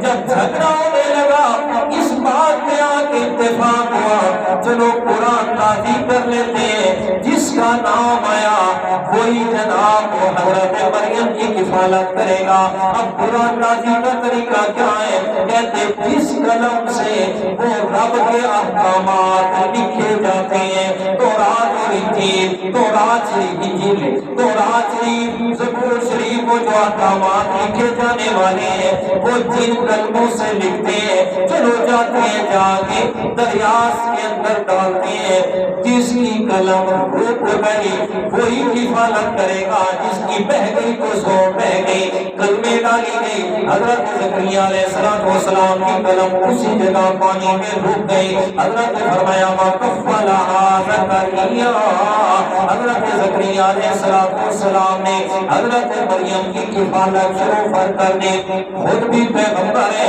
حضرت زکریا علیہ السلام حضرت مریم کی کفالت کر رہے ہیں، الگ سے مقام بنا کے دے دیا بیت المقدس کے ساتھ، اور میں ہر وقت کھانے کے لیے آنا جانا ہے۔ اور دوسری بات حضرت زکریا علیہ السلام حضرت مریم کے خالو لگتے ہیں، ماسی لگا رہا ہے، خالو جس کو ماں سڑاتے ہیں، آسان ماما بھی آپ چلے ہیں، خالو رشتہ دار بھی ہیں، اللہ تعالیٰ کی اپنی حکمتیں تھیں، فرمائے رشتہ دار کو آنے جانا، وہ رشتہ دار اس شریعت کے اندر ان سے پردہ نہیں تھا، تو فرمائے قریبی رشتہ دار، تاکہ حضرت مریم اسی طرح پاک دامن رہے جیسے میرا روح چاہتا ہو۔ وَكَفَّلَهَا زَكَرِيَّا، حضرت زکریا علیہ السلام کفالت کر رہے ہیں، بات مختصر، فرمائے كُلَّمَا دخل علیہا زکریا المحراب، پر میں ہر وقت ضروریات پوری کرنے کے لیے آنا جانا تو لگا رہا حضرت زکریا علیہ السلام کا، پر میں ایک دن ایسے ہوا جیسے ہی حضرت زکریا علیہ السلام حضرت مریم کے محراب کی اس جگہ جہاں وہ رہتی تھی الگ سے مکان میں داخل ہوئے، کیا دیکھتے ہیں؟ وجد عندها رزقا، وہاں پہ موسم پھل دیکھے حضرت زکریا نے، پر میں وجد عندها رزقا، پر میں وہاں رزق پہلے سے موجود پڑا ہوا، اور کون سا رزق جو بے موسم ہے، مثلا اب جیسے سیزن چل رہا ہے آم کا، مالدے کا موسم نہیں ہے، پر میں اس سیزن میں مالدہ سامنے پڑا ہوا ہے، پر میں بڑے حیران ہو کے سوال کیا، قال یا مریم وَأَنَّىٰ لَكِ هَٰذَا، پر میرے پیاری مریم بیٹی بتاؤ یہ کہاں سے آئی ہے؟ میرے علاوہ اس مکان میں کوئی بھی نہیں آ سکتا، تو بھلا یہ کہاں سے آ گئے؟ حضرت مریم صدیقہ فرماتی ہے ہوا من عند اللہ، اور میں یہ مجھے میرے اللہ نے عطا کیے۔ اللہ اکبر۔ اچھا جی یہاں سمجھ لیں اولیاء کرام کی کرامت، جی یہ ہے کرامت کہ وجد عندہا رزقا، بے موسمی پھل دے کے حضرت مریم کے سامنے، یہ حضرت مریم کی کرامت تھی کہ اللہ کا اچھا کرامت تھی۔ اب آگے فوراً سے جو سوال آیا مریم کہاں سے لیے، تو اب اس کرامت کے اندر اصل جو کرامت کو ظاہر کرنے والا ہے اس کو فرما دیا ہوا من عند اللہ، فرمایا یہ کرامت تو میری ہے لیکن اس میں میرا کمال نہیں، یہ عطا کس نے کیے؟ بالکل اسی طرح پیغمبر کا معجزہ فرمایا پیغمبر کے ہاتھ میں ظاہر ہوتا ہے لیکن وہ ظاہر کرنے والی ذات کس کی ہوتی ہے؟ اللہ کی۔ معجزے کو ظاہر کرنا پیغمبر کا اختیار نہیں ہے، پیغمبر رب سے مانگ سکتا ہے، فرمایا رب چاہے گا تو ظاہر ہوگا نہیں تو نہیں ہوگا۔ جی اسی طرح ولی کی کرامت پر حق ہے، اللہ تعالیٰ اولیاء کرام کی کرامات ظاہر فرماتے ہیں لیکن اس کرامت کو ظاہر کرنے والی ذات کون ہے؟ اللہ تعالیٰ۔ یہ نہیں مطلب کہ اس کے ہاتھ میں کوئی اختیار آ گئے، اور خاص کر ہمارے دور کے ولی تو اللہ معاف کرے پتہ نہیں کہاں سے کرامتیں بھائی لیتے ہیں، اور ایسی ایسی کرامتیں کہ انسان حیران ہو جاتا ہے۔ اب یہ کرامت بتائی جا رہی ہے، حضرت صاحب کے ساتھ ہم سفر میں تھے تو گاڑی میں بیٹھے، گاڑی میں پیٹرول نہیں تھا، حضرت صاحب نے کہا سب کے ساتھ لوگ آنکھیں بند کر لیں، ہم نے آنکھیں بند کر لی، ہم نے جانا تھا کراچی، مثلا لاہور سے کراچی جا رہے تھے، کہتے آدھے گھنٹے بعد آنکھیں کھولی تو ہم کراچی کے صدر بازار میں ہماری گاڑی چل رہی تھی کہ شکر ہے کراچی تو ٹپا نہیں کھڑا میں سمندر اتنا سے بچ گئے۔ یہ کرامات ہے جی۔ تو میں نے اکثر میں کہتا ہوں دوستوں کو، کالج میں جو بات ہوتی ہے میں کہتا یار اپنی کرامات والے ہوا کو کہ کوئی ایسی کرامت دکھاؤ نا کہ میرے راتوں رات انڈیا جڑا کشمیر ظلم کرے گا پیا ختم ہو گئے انڈیا، فلسطین ظلم ہوگا پھر ان کی کرامت کیوں نہیں دکھائے؟ ایک کرامت ساری باتیں کیوں پائی ہوں گے تو سب جی ان کی کرامت دکھاؤ نا، فلسطینیوں کی مدد سے کرامت دکھاؤ جی۔ وہ ہمارے علامہ ناصر مدنی صاحب ہیں اہل حدیث مکتب فکر سے بڑے مزاحیہ ہیں، اس بیچارے نے ایک دفعہ یہ بات کہہ دی تھی، اس کو تو پھر بڑا اس کا جو ہے نا وہ خمیازہ بھگتنا پڑا تھا۔ وہ ایک شف والی سرکار بڑی مشہور ہوئی تھی کہ وہ سب کو کہتے تھے، ہزاروں کا مجمع سامنے بیٹھا ہوئے کہتے جی اپنی بوتلوں کے ڈھکن کھول لو جس نے دم کروانا ہے، تو پھر وہ جو دلہن بن کے آتے تھے محترم، دلہن کی طرف بالکل اس کا اوپر جو ہے نا وہ ساری لہنگا یہ وہ فلاں ڈھنگا میک اپ ہوا دلہن کی طرف، اور وہ ساؤنڈ والا مائک لگا ہوتا اور وہ پھر تصویر ایسے ایسے کرتے سب کے دم ہو گئے تھے جی۔ جب سب کیا ہوئے جی انہوں نے پھر یہ کہا کہ یہ شوف والی سرکار کو کہو کہ ایک دو ٹھوکا انڈیا کا بھی مار کرو۔ اچھا ہاں تو عرض کیا کر رہا تھا کہ کرامت برحق ہے لیکن کرامت میں اختیار ولی کا نہیں بلکہ کس کا ہوتا ہے؟ اللہ کا ہوتا ہے۔ اچھا قال هو من عند الله، فرمایا اللہ کی طرف سے، ان اللہ یرزق من یشاء بغیر حساب، بے شک اللہ تعالیٰ جسے چاہتا ہے بغیر حساب کے رزق عطا کرتا ہے، بغیر حساب۔ حضرت شاہ عبد القادر رحمۃ اللہ تعالیٰ نے مانا فرمایا بغیر حساب کے بغیر قیاس، فرمایا اندازہ نہیں ہوتا، پھر کوئی نام توڑ والی بات نہیں ہوتی کہ اللہ تعالیٰ کسی کو کلو کلو نام کے دے رہا ہے 5-5 کلو، فرمایا نہیں، جب وہ رزق کے دروازے کھولتا ہے تو بے حساب رزق عطا کرتا ہے۔ میرے پیارے پیغمبر مسند حافظ ابو یعلا کے اندر حدیث ہے، آپ صلی اللہ علیہ وسلم گھر کے اندر کئی دن گزر گئے، ہفتے گزر رہے، میرے پیارے پیغمبر کے کھانے پینے کی کوئی چیز نہیں ہے۔ میرے پیارے پیغمبر نے ازواج مطہرات مظاہرات سب کے گھر سے پتہ کروایا، پتہ کرو کسی کے گھر میں کوئی کھانے کی چیز ہے؟ ہر طرف سے جواب ہے یا رسول اللہ کچھ نہیں ہے۔ بہت دنوں میں فاقوں پہ وقت گزر رہا ہے، میرے پیارے پیغمبر کو بھوک کی وجہ سے تکلیف ہونے لگی، میرے پیارے پیغمبر جہاں سے اٹھے حضرت فاطمہ رضی اللہ تعالیٰ عنہ کے گھر آئے، چلو بیٹی کے گھر جاتے ہو سکتا ہے کچھ کھانے کا مل جائے۔ پھر میں وہاں گئے، دیکھا عالم حضرت فاطمہ، حضرت حسن، حضرت حسین، حضرت علی رضی اللہ تعالیٰ عنہ۔ پھر میں یا رسول اللہ قربان جائیں، بہت دن ہمیں بھی ہو گئے کھانے کے لیے کچھ نہیں ملا۔ میرے پیارے پیغمبر وہاں سے اٹھے واپس آ رہے، پیچھے حضرت فاطمہ رضی اللہ تعالیٰ عنہ کی غلام تنین 2 روٹیاں اور ایک چھوٹا سا ٹکڑا گوشت کا لے کے آئی، آج حضرت فاطمہ رضی اللہ تعالیٰ عنہ کو پیش کیا، فرمایا کہ ہماری طرف سے ہدیہ قبول فرمائیے گا۔ حضرت فاطمہ نے وہ دونوں روٹیاں بھی اور ساتھ میں وہ گوشت کا ٹکڑا بھی چھپا کے رکھ دیا۔ فرماتی ہے ہمیں بڑی بھوک تھی، میرے دونوں بیٹے بھی بھوک کی وجہ سے کمزور، خامن بھی، میری اپنی بھی حالت بڑی بگڑ ہوئے، لیکن قربان جو پھر بیٹیاں تو بیٹیاں ہوتی ہیں نا، چھپا کے رکھ دیا کہ میرے پاپا بڑے بھوکے، میں نے ان کو یہ کھانا دینا ہے۔ پر میں حضرت حسین کو فرمایا جاؤ اپنے نانا جی کو بلا کے لے آؤ۔ حضرت حسین دوڑے دوڑے گئے اور اللہ کے پیارے پیغمبر کو بلا کے لائے۔ فرمایا نانا جی آئے، اماں جی آپ کو بلا رہے ہیں۔ میرے پیارے پیغمبر آئے، حضرت فاطمہ فرماتی ہے یا رسول اللہ ابھی ابھی کھانا آیا، لیکن اپنی بھوک کو پیچھے رکھ کے میں یہ چاہتی تھی کہ آپ کھانا کھائیں، ہمارا تو وقت اس طرح بھی گزر جائے گا۔ میرے پیارے پیغمبر قربان جو فرمایا لے آؤ حضرت فاطمہ وہ کون سا کھانا آیا ہے؟ اور میں جیسے ہی سامنے آئے نا وہ ایک گوشت کا ٹکڑا تھا اور صرف 2 روٹیاں تھی، لیکن فرماتی ہے جیسے ہی میں نے وہ برتن کے اوپر سے ڈھکن اٹھایا، کیا دیکھتی ہوں عجیب منظر ہے کہ وہ سالن کا بھرا ہوا ٹوکرا، اپنی زبان میں کہہ رہا ہوں سالن کا بھرا ہوا برتن جو ہے وہ سامنے ابلتا ہوا نظر آیا۔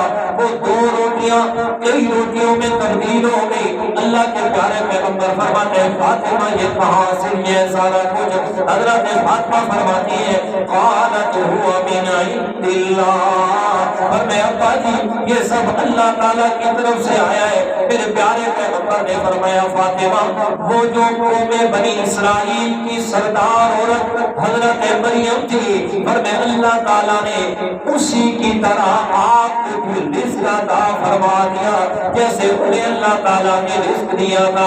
اب میرے پیارے پیغمبر نے فرمایا جلدی کرو ساری ازواج مطہرات کو بلا کے لاؤ، اور میں سب آگے حضرت حسن بھی، حضرت حسین بھی، حضرت علی بھی، سب کو بلا کے میرے پیارے پیغمبر نے سب کو کھانا کھلایا، سب نے کھانا کھا لیا۔ حضرت فاطمہ فرماتی ہے وہ سارے کا سارا سالن اور روٹیاں ایسی پڑی ہوئی تھی جیسے کسی ایک آدمی نے بھی اس میں سے نہ کھایا ہو۔ پھر میرے پیارے پیغمبر نے وہ سارا سالن اور کھانا 7 کے پڑوسیوں کے اندر بھجوا دیا، اور میں ان کے بچے بھی بھوکے ہوں گے چلو ان کی طرف لے جاؤ اور تقسیم کر دو۔ اور میں قالت ہوا من عند اللہ، اور میں یہ اللہ کی طرف سے وہ جب چاہتا ہے جس کو چاہتا ہے بے حساب رزق عطا فرما دیتا ہے۔ اب حضرت زکریا علیہ السلام 120 سال کی عمر ہو گئی، اولاد نہیں ہے، اور میں جیسے ہی دیکھا میں یہ رب کی قدرت کا کرشمہ اپنی آنکھوں سے، اور میں وہ رب جس نے مریم کو بے ہوش میں بھلا عطا فرما دی، ادھر ہی کھڑے کھڑے اپنے رب کی طرف متوجہ ہوئے اور فرمایا اور میں ہنالک دعا زکریا ربہ، پر میں اسی جگہ کھڑے کھڑے حضرت زکریا علیہ السلام نے اپنے رب کو سے دعا دی اور ندا دی، اور ندا بھی کیسے دی؟ سورۃ مریم میں فرمایا کاف ہا یا عین صاد ذکر رحمت ربک عبدہ زکریا اذ نادى ربہ نداء خفیا، اور میں اس زکریا علیہ السلام کا ذکر، فرمایا وہ جو میرا بندہ زکریا، فرمایا جس نے اپنے رب کو پکارا نداء خفیہ، دل میں اپنے رب کو پکارا ہے، فرمایا دل سے پکار رہا ہے۔ مریم سامنے بیٹھی ہے، حضرت زکریا علیہ السلام بالکل زبان خاموش ہے، دل سے اپنے رب کو کیا کہتے ہیں؟ فرمایا رب ہب لی من لدنک ذریۃ طیبہ، مولا تو حضرت مریم کو، میرے مولا آپ حضرت مریم صدیقہ کو بے موسم پھل دے سکتے ہو، تو میں زکریا کا بھی موسم تو نہیں ہے اولاد کا، 120 سال میری عمر ہو گئی، میری بیوی بھی بات ہو گئی ہے، پر میں مولا ہمارا بھی موسم تو نہیں، ہمیں بھی بے موسمی اولاد عطا فرما دے، انک سمیع الدعاء، اس لیے کہ مولا دعاؤں کو سننے والا کون ہے؟ توکل ہو تو حضرت زکریا علیہ السلام کا 120 سال تو سارے کبھی دہاڑے نہیں گزرتے، بھی دہاڑے بھی شادی میں گزر گئے تو کچھ دیر ہوتی ہونے نا مکارا جڑی پکڑیاں مکارا رکھا سلامت میرے پتر کیا حال ہے؟ کوئی نہیں کوئی اچھا او قسمہ کی کھادی پتی کر بت کوئی تیاری کر بت جمعرات اور لکھیں میں نہیں ہوتے دیوہ بالا میں تو بات تیرا کم تھی ویسے بھی دہاڑے میں سفر کر دی، اور قربان جو حضرت زکریا علیہ السلام 120 سال اب کا آسان ہے، 120 سال کی عمر، بڑھاپا ہے، سورۃ مریم میں یہی الفاظ ہے کہ تبشرا علی الرأس شیبا، مولا اب تو بڑھاپے کی وجہ سے میرا سر بھی سفید ہو گیا مولا، اور میں اس قدر میں بڑھاپے اور کمزوری میں آ گیا، اور میں مجھے اولاد عطا کرے گا مولا، تو اولاد عطا کر، میں تجھ سے ہی مانگتا ہوں۔ اب وہ جوش میں حضرت زکریا علیہ السلام نے دعا فرمائی، اللہ تعالیٰ فرماتے ہیں فنادت الملائکۃ، ہم نے فرشتے کو بھیج دیا، انہوں نے آواز دی وَهُوَ قَائِمٌ يُصَلِّي فِي الْمِحْرَابِ، اسی جگہ بھی کھڑے تھے کہ ہم نے جناب حضرت زکریا علیہ السلام اسی محراب میں نماز ادا کر رہے ہیں، اور ہم نے ندا دی ان اللہ یبشرک بیحییٰ، اور میں میرے پیارے زکریا آپ نے جب ایک حکم میں اللہ سے مانگا ہے، اب میں بھی تمہیں خوشخبری دے رہا ہوں، بیحییٰ بیٹا بھی ہوگا، بیٹے کا نام بھی میں اللہ تعالیٰ خود رکھوں گا، اور وہ یحییٰ ہوگا مصدقا بکلمۃ من اللہ، اور میں جو گواہی دے گا اللہ تعالیٰ کے کلمے کی، کلمۃ من اللہ، یعنی وہ حضرت یحییٰ سب سے پہلے حضرت عیسیٰ علیہ السلام کی تصدیق کرے گا، وہ سیدنا بڑا سردار بناؤں گا میں اللہ تعالیٰ، دینی اعتبار سے سردار ہوگا، وہ حصوراً، اور میں اللہ تعالیٰ نے اس کو شادی بھی نہیں کروانی، وہ نبی من الصالحین، اور میں اللہ تعالیٰ نے اس کو نبوت بھی عطا کرنی ہے۔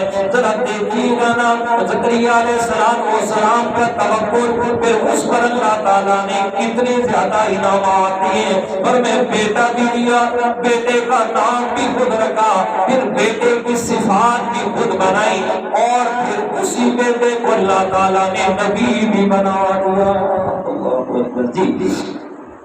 اب حضرت زکریا علیہ السلام بیٹے کی خوشخبری مل گئی، جب خوشخبری ملی اب خوشی کے ساتھ ساتھ دماغ بھی اپنی جگہ پہ آ گیا، ایک ہی رقم کر بیٹھا جی، 120 سال کی عمر تھے، کتنے پتر تھی سی ہوئی ہے، یہ کیا کر رہے ہیں؟ اللہ تعالیٰ سے کہتے ہیں قال ربی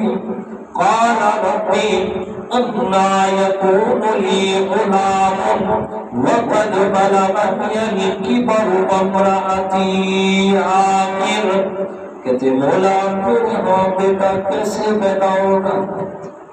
ربی انا یکون لی غلام، کیفیت سے سوال کیا، کیونکہ مختلف صورتیں ہو سکتی ہیں نا، اولاد کی پیدائش میں کیا کہ یا تو اب دونوں میاں بیوی جوان ہو جائیں، ایک کہ میں 120 سال وہ 100 سال، جی، یا تو دونوں میاں بیوی جوان ہو جائیں گے، یا پھر میں جوان ہو جاؤں گا اور میری دوسری شادی ہو جائے گی، اس سے ملے گا، یا پھر اسی بیوی سے ملے گا اسی حالت میں، یعنی کیفیت کیا ہے، کس طرح ملے گا؟ اللہ تعالیٰ فرماتے ہیں قال كذلك الله يفعل ما يشاء۔ تو میرے زکریا، میرے لاڈلے پیغمبر، میں اللہ تعالیٰ جب جو چاہتا ہوں اسی وقت میں اللہ تعالیٰ کر دیتا ہوں، مجھ سے کوئی پوچھنے والا نہیں ہے۔ قال كذلك، پر میں اسی حالت میں تو بھی بوڑھا رہے گا، تیری بیوی بھی اسی طرح رہے گی، اسی حالت میں میں نے تمہیں بیٹا عطا کرنا ہے۔ اب کہتے ہیں رب اجعل آیا، یا اللہ پتر کا کسی کوئی نشانی بھی دسا، کیسے پتہ چلے گا کہ بیٹا ہو رہا ہے؟ کیسے پتہ چلے گا کہ جناب اب ہم امید سے ہو گئے؟ اللہ تعالیٰ فرماتے میرے لاڈلے آیاتک اللہ تکلم الناس ثلاثۃ ایام الا رمزا۔ فرمایا صحیح سالم ہوگا میرا زکریا، لیکن چاہتے ہوئے بھی تو بات نہیں کر سکے گا، 3 دن تیری زبان بند ہو جائے گی، اگر بات کرے گا تو اشارے سے لوگوں کو بتائے گا میرے ساتھ کیا حالت ہے۔ فرمایا جب تیری زبان بند ہو جائے پھر دیکھ لینا کہیں نہ کہیں سے یحییٰ بھی آ جائے گا۔ یہ ہے پیغمبر کا اور اللہ تعالیٰ کا خاص تعلق۔ چلے کب رکھ لو اچھا جی ہاں، میں کہ شاید تھوڑا ذہنی پہنچ گئے ہو کہ اللہ کو آسانی پتر دے دے جی۔ فرمایا 3 دن بات نہیں کر سکے گا، بات نہیں کر سکے گا، چاہتے ہوئے بھی نہیں بول پائے گا۔ جب تیری زبان بند ہو جائے پھر جناب دیکھیے گا میں اللہ تعالیٰ کی رحمت آ جائے گی، یعنی بیٹا آ رہا ہوگا۔ اور میں ان دنوں میں آپ نے کیا کرنا ہے، وَاذْكُرْ رَبَّكَ كَثِيرًا وَسَبِّحْ بِالْعَشِيِّ وَالْإِبْكَارِ وَاذْكُرْ رَبَّكَ كَثِيرًا۔ اور میں پھر اپنے رب کا کثرت سے ذکر کر لیجئے گا میرے زکریا، پھر یہ جو نعمت مل رہی ہے اس پہ اپنے رب کا شکریہ ادا کرنے کے لیے زیادہ ذکر کیجئے۔ وَسَبِّحْ بِالْعَشِيِّ وَالْإِبْكَارِ، صبح شام اپنے رب کی تسبیح پڑھنا۔ سبح للہ ما فی السماوات والارض، سبحان اللہ۔ یہ مسبحات جو سنتے ہیں نا، مسبحات، سبح للہ، سبح للہ، یسبح للہ ما فی السماوات وما فی الارض۔ میرے پیارے پیغمبر نے فرمایا مسبحات کو زیادہ پڑھا کرو کہ ان میں اللہ تعالیٰ کی تسبیحات ہیں، فرمایا اس لیے کہ اللہ تعالیٰ اپنی تعریف میں خوش ہوتا ہے۔ اس لیے فرمایا تسبح لہ السماوات والارض ومن فیہن والطیر صافات۔ پر میں اور دنیا والوں تو میرے انسان، میں نے تجھے پیدا کیا اور تجھے حکم دیا کہ تو میری تسبیح بیان کیا کر، وگرنہ یہ حکم بھی تیرے فائدے کے لیے ہے۔ میں اللہ تعالیٰ کی تسبیح تو زمین و آسمان میں جو کچھ ہے اور ان کے درمیان میں جتنی بھی مخلوق ہے، حتیٰ کہ یہ پرندے بھی فضاؤں میں اللہ تعالیٰ کی تسبیحات بیان کر رہے ہوتے ہیں، پر میں تو بھی میں رب کی تسبیحات بیان کیا کرنا۔ اللہ یقین جانے ایسی چیزیں سامنے آتے ہیں انسان حیران ہو جاتے ہیں۔ یہ کل پرسوں جمعہ تھا، میں جا رہا تھا شاہپور سے ہوتا، تو جیسے گاڑی میں بیٹھا ہوں نا، وہ جو ڈرائیور تھا انتہائی سنجیدہ آدمی، بزرگ آدمی تھا، لاہور 9:30 والا ٹائم، تو وہ جیسے بیٹھے اس نے بلند آواز سے کہا، اس نے کہا کہ تمام مسافر سفر کی دعا پڑھیں۔ جو کنڈکٹر تھا نا، کنڈکٹر، جب میں آپ سے کوئی چیز لینے کے لیے کھڑا ہوا تو میں آگے آیا تو کنڈکٹر نے کیا کیا ہے، گاڑی کے شیشے میں نا یہ ایسے انگلی سے یا کی مدد سے شیشے میں لکھے یا کی مدد سے، لیکن اس طرح اعتقاد کی عقیدت ہے کہ بھئی اتنے میں لکھتا ہے حضرت علی میرے بچے سے، جی حالت یہ ہے ان کی تسبیحات ان کی پاکیاں بیان ہے، رب کا نام ہی نہیں ہے۔ فرمایا وسبح بالعشی والابکار، میرے زکریا علیہ السلام صبح شام میں رب کی تسبیح کرنا کہ میں نے تجھے بڑھاپے میں کیا عطا کیا، بیٹا عطا کیا ہے۔ اور دنیا والوں کو یہ بھی سبق دے دیا، فرمایا میں اللہ تعالیٰ کے سامنے کوئی بھی رکاوٹ نہیں ہے، جب میں دینے پہ آؤں نا پھر میں اللہ تعالیٰ اسباب کا محتاج نہیں ہوں، اور میں اس لیے جب بھی میں اللہ سے مانگو نا پھر اسباب کو دماغ سے نکال کے مانگو، بولا میں کچھ بھی نہیں، تو تو سب کچھ ہے نا، تو اسباب کو محتاج نہیں، بولا تجھ سے مانگ رہا ہوں، میں نے تجھ سے ہی لینے اور تو نہیں دینے۔ کبھی یہ مانگ لگا کے مانگو تو صحیح، پھر دیکھو رب دیتا ہے یا نہیں دیتا۔ اصل مسئلہ ہے ہم دعائیں پڑھتے ہیں مانگتے ہیں، مسئلہ ہے وہ رٹی رٹائی باتیں، وہ رٹی رٹائی جو ہے وہ ساری دعائیں بس کوئی پتہ نہیں پڑھ کے آ رہی ہیں، کچھ پتہ نہیں مانگ کے آ رہے ہیں۔ اس لیے دعا وہی ہے جو آپ اپنی زبان میں اپنے رب سے باتیں کر رہے ہو۔ حدیث سے بات ہے، آپ علیہ السلام فرماتے ہیں کہ ایک دیہاتی آدمی تھا اور اپنے رب سے باتیں کر رہا ہے، رب سے باتیں کہتا ہے یا اللہ میں تجھ سے اتنی محبت کرتا ہوں، کاش کہ تو مجھے مل جائے نا، میں تجھے نہلاؤں گا بھی سے اور نہلا کے پھر میں تجھے سرما بھی ڈالوں گا، تیری کنگھی بھی کرے صاحب، میرا اللہ بولے آپ سونے سونے کپڑے بھی پیسہ جی پیغمبر نے جا کے جھنک دیا کیا کر رہے ہیں تو رب کے بارے میں ایسے کر رہا ہے۔ اللہ تعالیٰ نے کئی نازل کر کے فرمایا اور میرے پیغمبر تو نے میرے بندے پر دل کیوں توڑ دیے، کیوں اسے پھر گئے تو نے، وہ تو میری محبت میں مجھ سے باتیں کر رہا تھا اور میں اللہ تعالیٰ کو اس کی باتیں پسند آ رہی تھی۔ تو کیا سمجھ آئی؟ رب سے مانگے تو اپنی زبان میں اپنے جذبات کا اظہار کر کے مانگے، جذبات کا اظہار، یا اللہ مجھے آپ سے اتنا مان ہے، یا اللہ میں آپ سے اتنی محبت کرتا ہوں، مولا مجھے آپ کی ذات پہ اتنا توکل ہے، اس توکل کے بلبوتے میں میں تجھ سے مانگ رہا ہوں، مولا تو نے نہیں دینا تو میں کس سے مانگوں گا؟ جی تو نہیں دے گا تو میں کہاں جاؤں گا؟ تو وہ سب کے بالعشی والابکار، اور میں صبح شام اپنے رب کی تسبیح بیان کر اور ساتھ میں اس نعمت کے شکرانے پہ جو میں اللہ نے بغیر اسباب کے تجھے عطا فرما دیے۔ جو کچھ کہا سنا اللہ تعالیٰ اپنی بارگاہ کے اندر قبول و منظور فرمائے، اور اللہ تعالیٰ ہمیں قرآن و سنت کے مطابق عقیدہ اور عمل بنانے کی بھی توفیق عطا فرمائے۔